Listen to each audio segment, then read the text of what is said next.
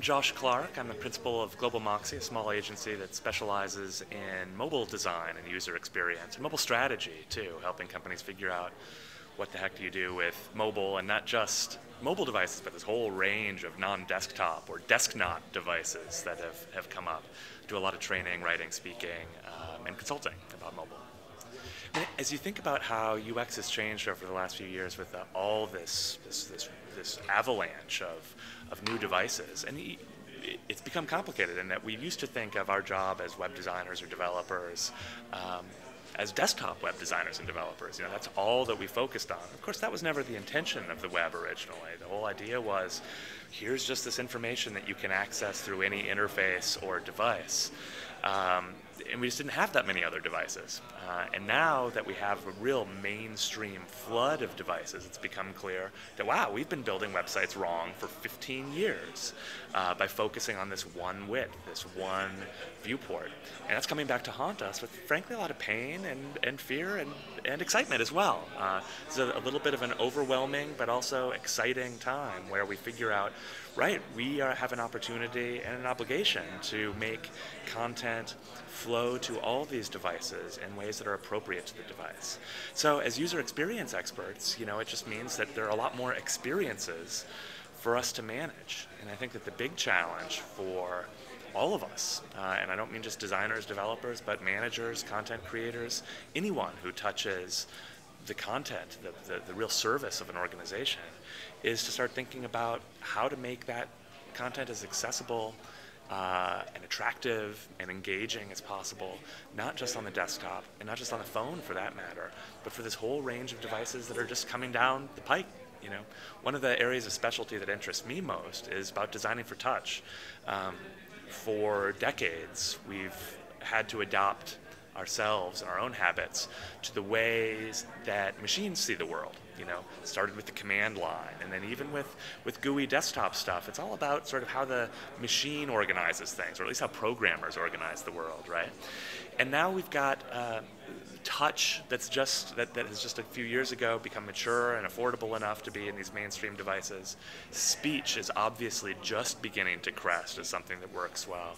We have gesture, natural gestures in the form of Connect, facial recognition. So all these things that we use to communicate as humans, now the computers are beginning to understand.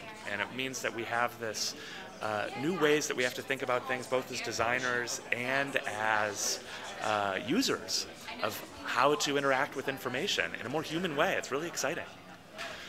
Well, I think it is a time where designers, developers, managers, marketers, everyone has to do a better job at being on the same page. And I'm hardly the first person to say that, and now isn't just the first time to say that either. I think typically and traditionally it's human nature to sort of silo these kinds of activities separately. But more and more, you know, user experience demands for us to have a much more holistic view of these things. You know, we sort of saw that eventually happen with the web, where it started as either marketing or IT, and now it's sort of something like, right, all of us have to care about the web. And mobile, I think we've learned some lessons from the web, that it's not starting out quite so siloed. That's a real danger, is to do that. So, you know, I think that one of the things that we need to work through as developers and designers is to, and do this together, is to think about how do we adapt our content, not our designs, but our content across all these different platforms. So you look at the magazine industry, for example, I think it's sort of rife with a reasonable transitional steps, but sort of poor long-term strategy. They have to evolve quickly. So you have magazines, for example, that, with good reason, were in a hurry to get onto the iPad. And the iPad apps that they have developed in very short order have gotten all these, have been very true to the original magazine, almost clones of the original magazine, but frankly, not exactly native to the iPad either, right? So reasonable transitional step. They did this to get onto the iPad quickly, fantastic. But now they have to move much faster to be like, right, what does an iPad magazine really mean? Now that we're on the platform, how do we adapt to that better?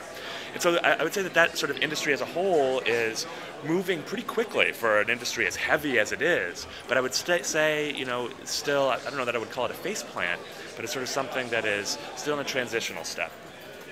If you look in that industry, though, at people who are doing great at that, say The Guardian I mean, although they're struggling still to sort of make it pay out, they are among the most forward-thinking of all the media companies to do this stuff.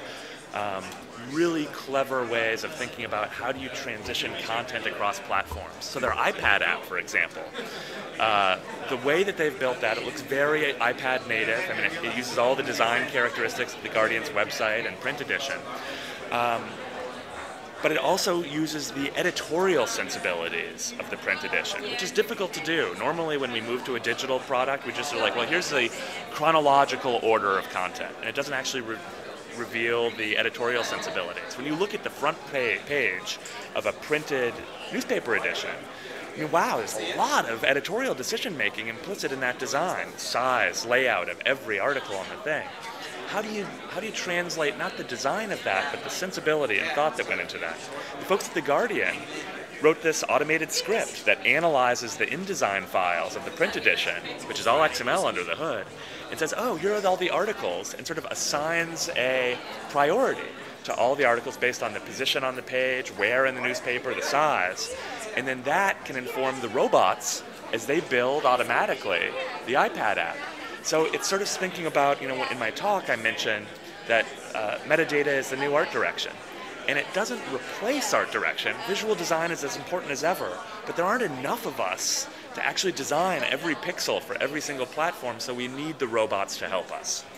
And I think that the approach of The Guardian is like saying, wait, we've put all this editorial thinking into this one platform. How can we extract that thinking and give it to the robots so that they can build the iPad edition in a way that is beautiful and pleasing and on brand, but is also unique to the iPad and still reflect that editorial sensibility. So I think that is a great example of designers and developers working together. I think developers need to start thinking a lot more like designers. Designers need to start thinking a lot more like developers in the way that they design the content itself.